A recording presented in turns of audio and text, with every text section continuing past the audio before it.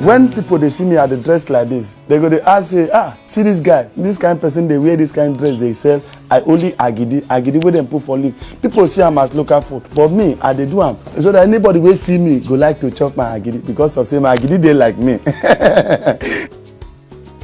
My name na Moses Etengubi. I be 22 years old. And na me be the only qualified, recognized, educated agidi person where they sell educated agidi for Akwa Ibom State. Not only educated agidi, or educated agidi that gives starch, which is carbohydrate. Carbohydrates in collaboration with other nutrients, such as protein, fat, and oil, mineral salts, and vitamins. So in other words, we call it balanced diet. As I dey, my agidi na educated, and educated in everything. You talk about the test, e dey. You talk about my dressing, e dey. Even the way me at the talk say. I don't do this agidi since 2018. I've been the dress casual back then. So this year, now I can't start to the dress like this. Why I dey dress and like this? Be say I don't grow, and my branding need to grow.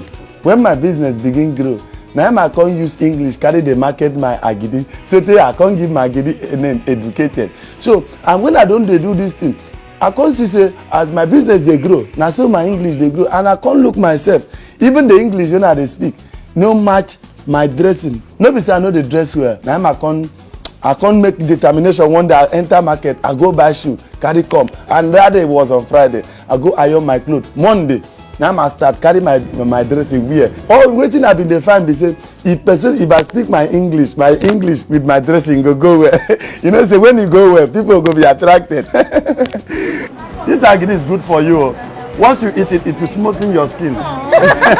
The first day wey I dress like this enter market, shame bin catch me o. My neighbor say dem come begin laugh me, and even when I don enter road, people dey look me but I come tell myself say something wey dey give me money, why I go shame? So I no need shame because na me dey feed myself, nobody dey feed me. So I need do anything wey you know say e dey give you money, you don't need to shame. You understand? And when thing I come see be say as my market come dey grow and that my dressing come bring more customers. Now I say I begin to dress like I can't enter market, I go buy more because that time when I start to I know too much get money, but I can't see say the dressing they bring more customers and don't more customer more money. I go if you go my house there you go see I get them plenty and anyone what I like now I go there wear.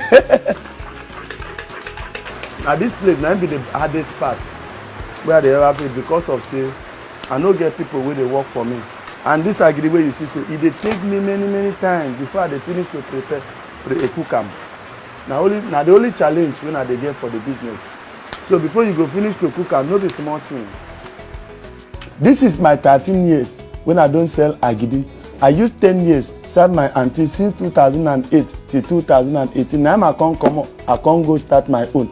As I start my own, the first challenge when I start my own after 1 month. My aunty daughter she come see me for road where I dey sell agidi, carry my agidi pour for ground, tell me say I no go make am. Me, although say I cry I can't even I be won't even discouraged, but I say oh, no, I no go dey discouraged. Say I must make am, and today God they bless me.